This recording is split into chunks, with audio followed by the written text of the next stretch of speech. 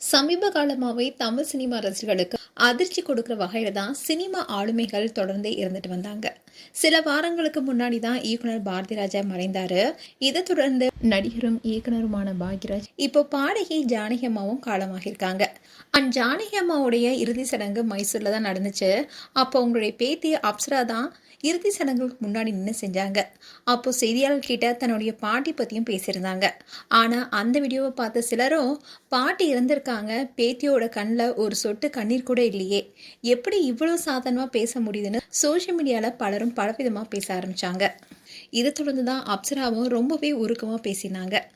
அதில் அவங்க என்ன சொன்னாங்கன்னா, நீங்கள் பார்த்த இல்லை பார்க்காத கண்ணீரை வச்சு என் பாட்டி மேலே நான் வச்சிருக்க அன்பை அளவிடாதீங்கன்னு சொல்லியிருக்காங்க.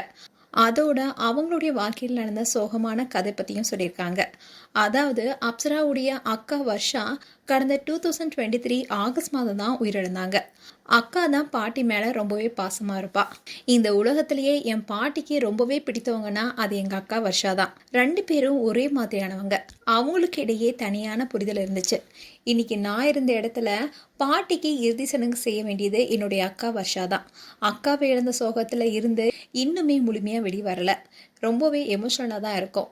அந்த வழி மறையறதுக்குள்ள என்னுடைய அப்பா இந்த வருடம் ஜனவரி மாதம் தான் இறந்தாரு. இதை தொடர்ந்து இப்போ பாட்டியும் இழந்திருக்கும்னு அப்சரா ரொம்பவே உருக்கமாக பேசியிருக்காங்க. அது மட்டும் இல்லாமல் என்னுடைய அனுபவங்களை நான் நினச்சதை விட என்னை வலிமையானவளாக ஆக்கியிருக்குன்னு அப்சரா பேசியிருக்காங்க. ஏற்கனவே ஜானகி அம்மா சின்ன வயசுலேயே தன்னுடைய கணவரை இழந்தாங்க. அதுக்கப்புறமா தன்னுடைய பேத்தியும் இறந்தாங்க. இதை தொடர்ந்து தான் முரளி கிருஷ்ணாவுக்காகவே வாழ்ந்தாங்க. இப்படி இருக்க சூழல் தான் அவரும் ஜனவரி மாதம் காலமானாரு. இப்படி அடுத்தடுத்து பிரிவுகளை தாங்க முடியாம ஜானகி அம்மாவும் தன்னுடைய 88 வயதுல உடல்நலக் குறைவுனால ஜானகி அம்மா இறந்திருக்காங்க.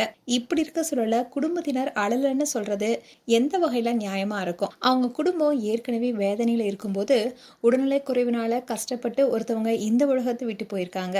அதை வச்சு அவங்களுடைய குடும்பத்தினரை விமர்சிப்பது ரொம்பவே தவறுன்னு இப்போ பலரும் அப்சராவுக்கு ஆதரவா சொல்லிட்டு வராங்க. மேலும் உங்களுடைய கருத்துக்களை கமெண்ட் செக்ஷன் சொல்லுங்க. இது போன்ற வீடியோஸை பார்க்க நியூஸ் தமிழ் கிட்ஸ் சப்ஸ்கிரைப் பண்ணுங்க அண்ட் மறக்காம நோட்டிஃபிகேஷன் பட்டனை கிளிக் பண்ணுங்க.